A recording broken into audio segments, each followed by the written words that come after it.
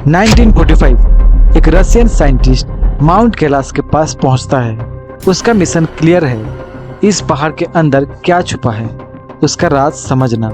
लेकिन जैसे ही वो वहां कुछ दिन बिताता है, उसकी फिजिकल और मेंटल कंडीशन रैपिडली डिटोरेट होने लगते हैं। सिर्फ कुछ दिनों में उसे इमरजेंसी में रसिया वापस भेजना पड़ता है और फिर उसने कभी दोबारा इस मिशन का जिक्र तक नहीं किया।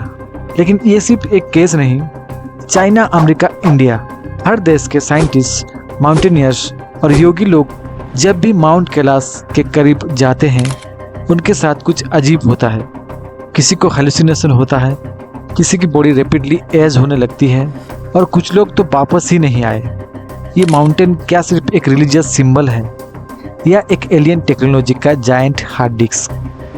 आज हम माउंट कैलाश के छुपे राजों का पोस्टमार्टम करेंगे, हिस्टोरिकल, स्पिरिचुअल और साइंटिफिक एंगल से। तो शुरू करते हैं। वीडियो पसंद आए तो लाइक जरूर करना, और अगर आप मिस्ट्री प्लस साइंस में बिलीव करते हो तो फैक्ट HQ को सब्सक्राइब करना मत भूलना।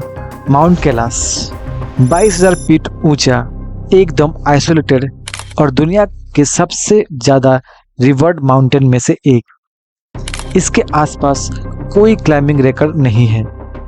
कोशिश हुई है पर लोग या तो वापस आ गए या कभी लौट के ही नहीं आए।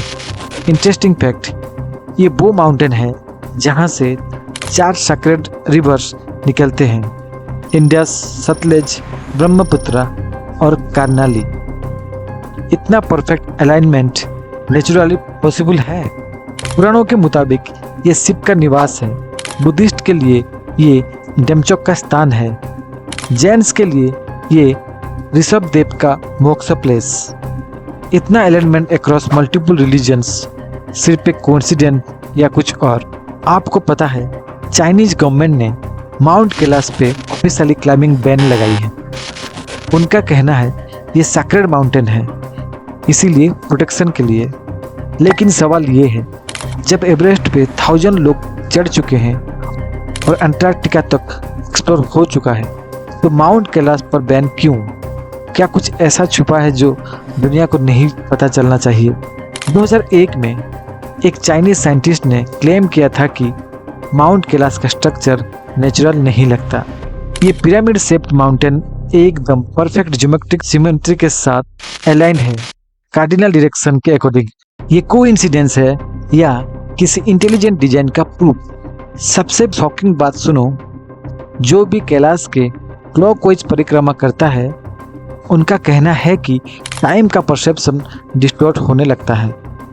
कुछ माउंटेनियर्स का कहना है कि उनके नेल्स और हेयर वीक के बराबर ग्रो कर गई सिर्फ कुछ दिनों में। ये पॉसिबल नहीं है जब तक कोई टाइम स्पेस एनोमली का इफेक्ट ना हो। रशियन साइंटिस्ट ने भी 1960s में इस एरिया को सुपर नेचुरल एनर्जी ग्रिड बोला था। उनका मानना था कि ये रीजन एक इंटरडायमेंशनल पोर्टल हो सकता है जहां टाइम का फ्लो डिस्टर्ब होता है। एक और थ्योरी कहती है कि माउंट कैलाश एक जाइगेंटिक मैन-मेड पिरामिड हो सकता है जो एक एंशिएंट सिविलाइजेशन ने बनाया था, शायद अटलांटिस या वैदिक सभ्यता।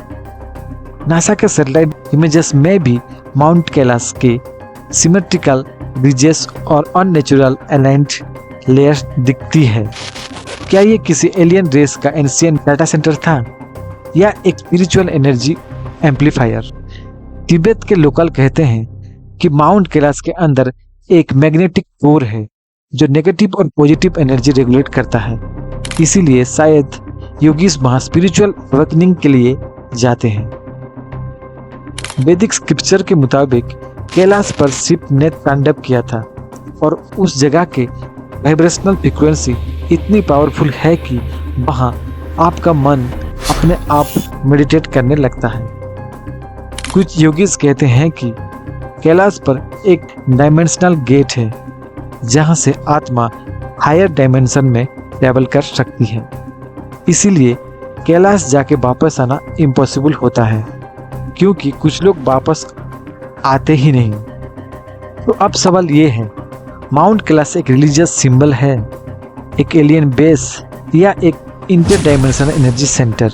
मॉडर्न साइंस के पास अभी सॉलिड एविडेंस नहीं है, लेकिन जितने भी लोग कैलाश के पास गए उन्होंने अपने अंदर कुछ ना कुछ चेंज फील किया, फिजिकल, मेंटल या स्पिरिचुअल। आपका क्या मानना है?